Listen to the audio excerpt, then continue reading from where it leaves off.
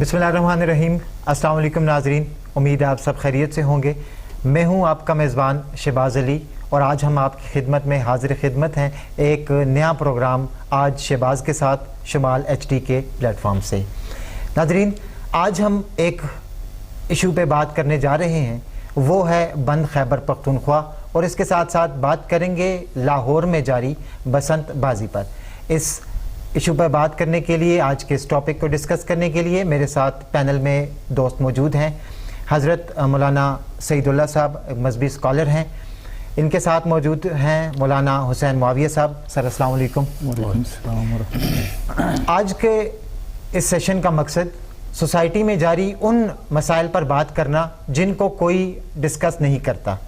हम ये प्रोग्राम लेके चले हैं और इंशाअल्लाह शुमाल HD के इस प्लेटफॉर्म से आपके साथ हम कनेक्ट रहेंगे और मुआशरे के उन मसाइल को हम डिस्कस करेंगे जिनको उमूमन खातर में नहीं लाया जाता। आज के इस प्रोग्राम का बाकायदा आगाज़ करेंगे। सबसे पहले मैं मौलाना सईदुल्लाह साहब से ये सवाल करता चलूँगा कि सर मुझे ये बताएं कि क्या बसंत की कोई तारीख़ मौजूद है? लाहौर में जो 2008 में बसंत पे बैन लगा, इस दफ़ा जाके वज़ीर आला पंजाब मरियम नवाज़ के हुक्म पर उस बैन को हटा दिया गया है और लोगों को 8 फरवरी को इसको बतौर जश्न मनाने का कहा गया है। तो क्या सर इस बसंत की कोई तारीख़ मौजूद है? इस हवाले से हमारी रहनुमाई कीजिएगा। शुक्रिया शहबाज भाई, जो आपने सवाल किया कि इसकी कोई तारीख़ है या नहीं। पहली बात यह है कि ऐसी चीज़ों की तारीख़ से कोई ताल्लुक़ नहीं है। ये रास्ता चलते कोई भी रस्म, कोई रिवाज किसी ने उठा लिया तो वो एक रिवायत और रिवाज बन जाता है और फिर लोग मनाना शुरू कर देते हैं। बहुत सारे रस्म रिवाज ऐसे हैं हमारे मुल्क के अंदर। मैं जो बात करूँगा शरई नुक्ते नज़र से कि हम सबसे पहले मुसलमान हैं और कुरान के फॉलोअर है, हम नबी अलैहिस्सलाम की तालीमात के फॉलोअर हैं। क्या दीन इस्लाम हमें इस तरह की एंटरटेनमेंट या इस तरह के खेल कूद की इजाज़त देता है? हालांकि इस्लाम तो कहता है कि तफरीह के लिए आप खेल सकते हैं और अपने जिस्म और सेहत के लिए आप ये चीज़ें कर सकते हैं, लेकिन इस किस्म की चीज़ें जो आजकल हम देख रहे हैं कि बसंत के हवाले से कि जी पूरा मुल्क जाम कर दिया गया है और सरकारी सतह पर इसको पजीराई दी जा रही है और ज़बरदस्ती लोगों को, जैसे लाहौर वगैरह में हम देखते हैं सोशल मीडिया और प्रिंट मीडिया पे कि ज़बरदस्ती मोटरसाइकिल वालों को कहा जा रहा है कि जी आपने ये राड लगाना है, अगर नहीं तो आपको ये जुर्माना है। अब एक गरीब आदमी है, वो काम से जा रहे हैं, भाई उसको क्या ताल्लुक़ है इन चीज़ों के साथ? ये गवर्नमेंट का काम ये है कि भाई अगर इसका कोई फ़ायदा नहीं है, न शरई न अखलाक़ी न मुल्क को किसी हवाले से भी, क्या ज़रूरत है? अगर बच्चे खेलते हैं तो उसको करने दें। तो एक तो ये है कि मैं जो समझता हूँ कि शरई लिहाज से जब इसमें ख़राबियाँ ज़्यादा है, और ये उसूल है शरीयत का कि जहाँ एक तरफ फ़ायदा हो और दूसरी तरफ नुकसान हो तो नुकसान को तरजीह दी जाएगी, उस चीज़ को फ़ायदा छोड़ दिया जाएगा। ये मौलवी साहब बैठे हुए हैं, शरई मसले के अंदर भी यही है। कोई नेक अमल आप कर रहे हैं, वहाँ आप समझ रहे हैं कि यहाँ नुकसान ज़्यादा है, इंतशार बन रहा है, फसाद बन रहा है, तो वहाँ शरीयत कहता है भाई आप उस नेक काम को भी न करें, उससे एक कदम पीछे हट जाए। उसकी वजह यह है कि इज्तिमाई ख़राबी लाजिम आती है। इज्तिमाई ख़राबी से बचने के लिए इनफरादी अमल में खैर है अगर आप न कर ले वो। तो यहाँ जब हम देते हैं इज्तिमाई तौर पर कितने साबिक़ अदवार में आप देखें अमवात होती है, बच्चे गिरते हैं मोटरसाइकिलों पे या रास्तों में, वो डोर जो है उनसे गले कट जाते हैं। तो इसकी ज़रूरत क्या है? अगर इतने खर्चे अखराजात गवर्नमेंट सतह पर हो रहे हैं इसके लिए, रोड जाम है, रास्ते जाम है, और दूसरी तरफ ये KPK के अंदर हमारा हाल देखें तो गवर्नमेंट या रियासत, ये लोग कहते हैं कि माँ की मानंद होती है, उनको चाहिए कि वो अपने रियाया या कौम के सोचे, उनके आटे दाल का सोचे, कपड़े पेजार का सोचे, उनके रहन सहन का सोचे। यार हमें वोट दिया है, हमें इस ओहदे पर लाकर खड़ा कर दिया है, हमारी कुछ जिम्मेदारियां हैं, हम उसको निभाएं। तो इसलिए इस तरफ देखना चाहिए, बाकी इन चीज़ों को हमें छोड़ देना चाहिए मेरे ख्याल में। बहुत शुक्रिया मौलाना साहब। जिस तरह गुज़श्ता दिनों एक वीडियो फेसबुक पे और सोशल मीडिया पे वायरल थी कि मरियम नवाज़ साहिबा ने اپنے عوام کے نام یہ پیغام جاری کیا کہ آپ وہ راڈ لازمی لگوائیں کیونکہ وہ فری دے رہے ہیں. اس کے ساتھ ساتھ اگر بات کی جائے تو بسنت کی مد میں تقریباً 4 سے 5 کروڑ کا جو ہے وہ بزنس بسنت جو لوگ بنا رہے ہیں وہ کیا گیا. تو کیا یہ ملک کو اس چیز سے فائدہ نہیں ہے؟ اس بارے میں رہنمائی کیجیے گا. بسم اللہ الرحمن الرحیم. سب سے پہلے تو میں شمال HD نیوز کا شکریہ ادا کرتا ہوں جنہوں نے ہمیں یہاں پر اپنے اظہار میں حافظ ضمیر کا موقع دیا. بسنت کے حوالے سے مولانا سعید اللہ صاحب نے تھوڑی سی گزارشات آپ کے سامنے رکھی. پہلے تو میں آپ کے سامنے یہ بسنت ہے کیا چیز. یہ ایک تہوار ہندو دھرم کا منایا جا رہا ہے، لیکن میرا یہ سوال ہے پاکستان کے اندر ہندو کم ہوں گے، انڈیا کے اندر ہندوستان میں زیادہ ہوں گے، وہاں کیوں نہیں منایا جا رہا؟ لاہور میں کیوں منایا جا رہا ہے؟ یہ اصل میں تہوار نہیں بلکہ جو لاہور میں منایا جا رہا ہے یہ گویا کہ ایک قاتل تہوار منایا جا رہا ہے، اور اسی طریقے سے یہ ایک گویا کہ موسمی تہوار نہیں ہے بلکہ متنازع تہوار ہے. متنازع تہوار اس لیے کہا جاتا ہے کہ 1974 کے اندر تاریخ کی کتابوں میں، تاریخ لاہور میں بھی لکھا ہوا ہے، اسی طرح تاریخ مخزن چشتی صاحب نے بھی اس میں لکھا ہوا ہے کہ وہاں ایک حقیقت رائے ملعون شخص جس نے حضور اقدس صلی اللہ علیہ وسلم کی شان میں گستاخی کی تھی، اور اسی طرح اماں فاطمہ رضی اللہ تعالی عنہا کی شان میں گستاخی کی تھی، اور اس ملعون کو اسی دن جس دن یہ بسنت منائی جا رہی ہے قتل کیا تھا.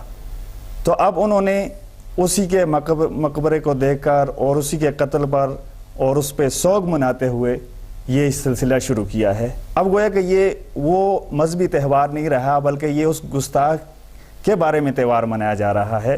تو اس لیے یہ گویا کہ یہ تہوار شریعت میں جائز ہی نہیں ہے.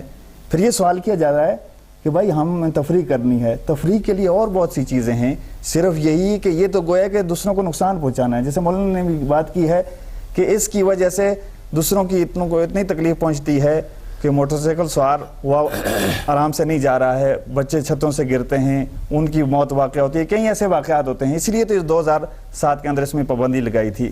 پھر دوسرا یہ سوال ہے کہ ایک طرف KPK میں آٹا کہاں تک پہنچ گیا ہے، اور دوسری طرف ایک فضول خرچی اتنی کی جا رہی ہے، لوگ بھوک سے مر رہے ہیں، معیشت ہماری ڈاؤن ہو رہی ہے، ہمارے حکمران بھی اس بات پہ چیخ رہے ہیں کہ ہمارے پاس کچھ نہیں ہے، اور مہنگائی دن بدن بڑھ رہی ہے، اور ہم اللہ کی نافرمانی والے کام کر رہے ہیں.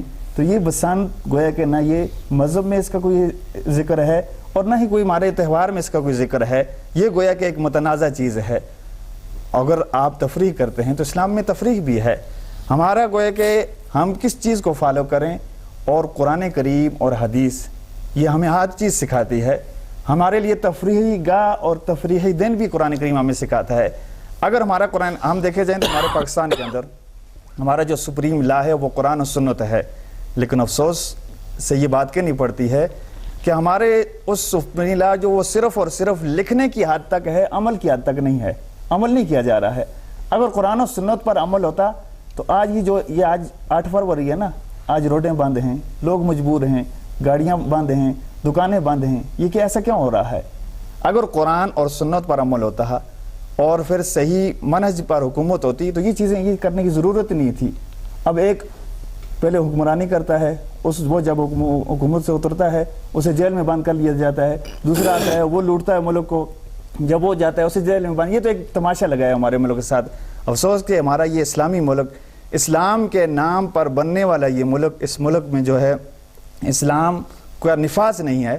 اور میں آج بھی یہ کہتا ہوں، دعوے سے کہتا ہوں کہ اسلام کا نفاذ کیا جائے اور خلفائے راشدین کے طرز حکومت جیسی حکومت کی جائے تو یہاں سکون ہی سکون ہوگا. آپ عمر بن عبدالعزیز رحمہ اللہ کی تاریخ اٹھا کر پڑھیں، خلفائے راشدین کی تاریخ اٹھا کر پڑھیں، صحابہ اکرام کی تاریخ اٹھا کر پڑھیں، ہمیں یہ ساری رہنمائی ملتی ہیں. پھر ہمیں نہ ملک بند کرنا پڑے گا، نہ ہمیں ہڑتالیں کرنی پڑیں گی، نہ ہمیں یہ نعرے لگانے پڑیں گے کہ ہم مہنگائی کی خاطر احتجاج کریں. یہ کچھ بھی نہیں کرنا پڑے گا. ہم صرف قرآن اور سنت کو فالو کریں گے تو ہمارے سارے معاملات درست ہوں گے. لیکن قرآن اور سنت کو فالو نہیں کریں گے تو پھر ہمیں سب کچھ کرنا پڑے گا. اچھا، ایک بات میں عرض کروں. آپ نے ایک بات یہ کی تھی کہ اس سے کروڑوں فائدہ ہوا ہے ملک کو، اور مولوی صاحب نے ایک بات کی کہ جی شریعت کہتا ہے کہ تفریح کی اجازت دیتا ہے، لیکن اس تفریح کے لیے شریعت نے کچھ قیدیں لگائی ہیں، کون سی جائز ہے کون سی ناجائز ہے۔ جہاں تک بات ہے آپ کی کہ ملک کو فائدہ ہو رہا ہے، ملک کو ایسے فائدے کی ضرورت بھی نہیں ہے۔ اس کا مطلب یہ ہوا کہ کسی کی جان جاتی ہے، کسی کا نقصان ہوتا ہے مالی، یا روڈ بند ہو جاتے ہیں یا کچھ بھی ہو، اس کا تو مطلب یہ ہے کہ پھر چرس کا کاروبار الاؤ کر دیں، اس سے بھی بڑا پیسہ آتا ہے، شراب کے کاروبار سے بھی بڑا پیسہ آتا ہے۔ اگر اس طرح 2 نمبر طریقے سے اگر پیسہ کمانا ہے ریاست نے تو پھر تو وہ راستے بھی کھلنے ہیں، اس کے ذریعے سے کرے۔ اس لیے ایسا پیسہ نہیں چاہیے۔ شریعت نے ایک اصول دیا ہے کہ جب آپ پیسہ کمائیں یا آپ کی طرف پیسہ آئے تو ایک تو وہ پیسہ بھی جائز ہو، ٹھیک ہے، اور جس راستے سے آ رہا ہے وہ راستہ بھی جائز ہو۔ اس کے لیے مثال کے طور پر آپ دکانداری کر رہے ہیں، آٹا چینی بیچتے ہیں، ٹھیک ہے، تو ٹھیک ہے، وہ ذریعہ ٹھیک ہے۔ اب میں پیسہ کما رہا ہوں، آ رہا ہے، لیکن ادھر چرس کے ذریعے ہے، جوئے کے ذریعے ہے، کسی اور کے ذریعے ہے، 2 نمبری کے ذریعے، تو وہ پیسہ شریعت اس کی اجازت نہیں دیتا ہے کہ اس طریقے سے آپ کمائیں۔ تو اس لیے یہ بات کہ جی اس کے پیسہ آ رہا ہے تو اس کے علاوہ اور بہت سارے جائز راستے ہیں، اس طریقے سے پیسے کمائیں۔ دوسری بات جو مولوی صاحب نے کی کہ جی شریعت، تو ہم شریعت کی جو بات کرتے ہیں الحمدللہ ہم شریعت کے فالور ہے۔ گورنمنٹ کے لیول پہ جتنے بھی لوگ ہیں ان سے ہم نہیں کہتے، اس لیے کہ ان کا سروکار ہی نہیں ہے دین سے، وہ اپنے نمبر بڑھانے کے لیے اور یہ صرف اور صرف اس لیے کر رہے ہیں کہ باقی جو ملک کے اندر معاملات ہے یا ملک کے اندر جو مہنگائی ہے یا بدامنی ہے یا بے انصافی ہے، وہ منہ چھپانے کے لیے اس قسم کی چیزیں آگے لاتے ہیں کہ تاکہ عوام کا ذہن سوچ فکر اس طرف ہو اور وہ چیزیں بھول جائے۔ عوام سے ہم یہ کہتے ہیں کہ ہم کلمہ پڑھتے ہیں، دوسری طرف نعرے مارتے ہیں کہ جی ہم آخری نبی کے ماننے والے ہیں، ہم قرآن کے ماننے والے ہیں۔ ہمیں سوچنا ہے کہ بھائی شریعت مجھے کہاں قدم اٹھانے کی اجازت دیتا ہے، شریعت کہاں تک جانے کی اجازت دیتا ہے، میرا حد کیا ہے، اس حد کے اندر رہوں۔ شریعت نے حدود اس لیے قائم کیے ہیں کہ میں جب تک اپنے حد میں رہوں گا مجھے کوئی کچھ نہیں کہہ سکتا، وہ میرا رائٹ ہے۔ جب میں اپنے حد سے تجاوز کروں گا، دوسرے کے حد میں جب داخل ہوں گا تو پھر وہ وار ہوگا میرے اوپر، پھر نقصان ہوگا، پھر ہم واویلا کرتے جی میرے ساتھ یہ ہو گیا، میرے ساتھ وہ ہو گیا، وہ میں نے خود تجاوز کیا ہے۔ اس لیے ہم اپنی شریعت کو دے کے سمجھے، اپنے حد کے اندر رہے تو سارے کام ٹھیک ہوں گے۔ بہت شکریہ مولانا صاحب، جس طرح حضرات نے عرض کی کہ بسنت ایک قاتل تہوار ہے۔ آج سے چند ماہ قبل یا کچھ عرصہ قبل ایک کانفرنس آرمی چیف نے بلائی جس میں ملک بھر کے علماء کرام، جید علماء کرام نے شرکت کی، اور اگر ہم دیکھیں حضور اکرم صلی اللہ علیہ وسلم کے آخری خطبہ حجۃ الوداع کو، تو حضور اکرم صلی اللہ علیہ وسلم نے فرمایا کہ تم پر مسلمان کی جان، مال اور عزت حرام ہے۔ تو مجھے حضرت یہ بتائیے گا کہ پرسوں ایک اسلام آباد میں ایک واقعہ ہوا جہاں ایک امام بارگاہ میں خودکش دھماکہ ہوا اور اس میں کئی افراد کی جان چلی گئی۔ تو کیا اسلامی ریاست کو یہ نہیں چاہیے تھا کہ اس تہوار کو کچھ وقت کے لیے معطل کر دیتی یا اس کے منانے پر روک تھام عائد کرتی، یا علماء کرام کو نہیں چاہیے تھا کہ اس میں اپنا کردار ادا کرتی کہ اس واقعے کو روکا جاتا؟ یہ جو بات آپ نے کی، میں بات کروں آپ بولتے ہیں، یہ بات آپ نے جو کی اسلام آباد والی، بالکل میں نے تو پہلے کہا نا، ہم کس سے کہیں؟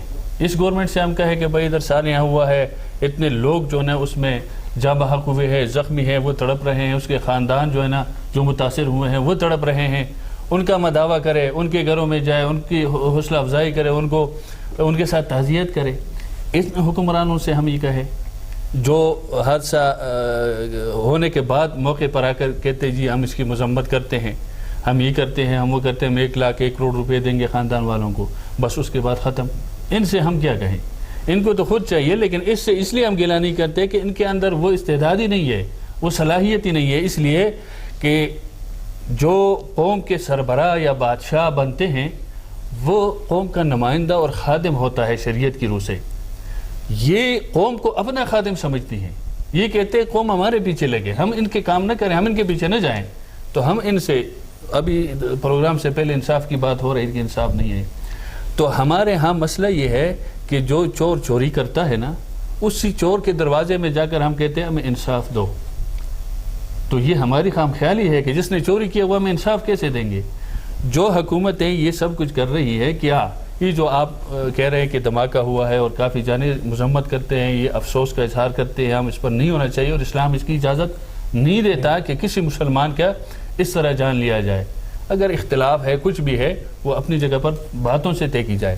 یہ سراسر غلط ہے۔ سیکورٹی اداروں کو ہمارے گورنمنٹ اور ریاستی اداروں کو چاہیے کہ جب حادثہ ہوتا ہے اس سے پہلے ہی کہاں ہوتے ہیں، اس کے بعد بیانات وزیر داخلہ کا فلاں فلاں کا آتے ہیں، ادھر سے آیا، اس راستے سے آیا، یہ کیا، ادھر پکڑ لیا، تو اس سے پہلے اس پر عمل درآمد کیوں نہیں ہوا؟